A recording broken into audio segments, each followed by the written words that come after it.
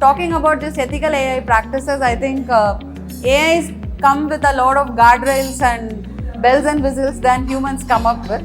So there are a few areas here. One, the LLMs themselves have self guardrails. Then agentic frameworks really help to do better governance on it. Then wherever it is a high liability process, either approving a bigger loan or let us say it is about cases of medical diagnosis, etc., you have a human in the loop.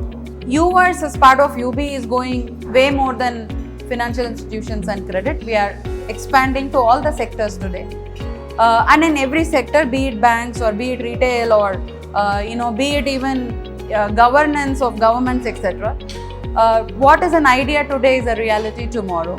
So there is expounding amount of ideas that come into the foray, and because of which the lives of people who have lesser access to technology and lesser access to various things that people like us have improves dramatically. For example, AI in a local language, right, which is never heard of, and conversations happening in those local language, even in low resource languages, be it Tulu or be it Maithili or Bhojpuri, etc. Today that conversation is possible.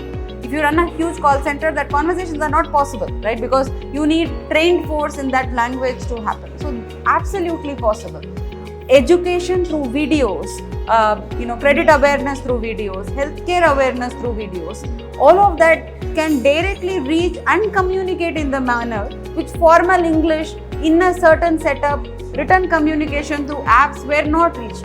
But AI is making that happen, and that's the big difference that's happening.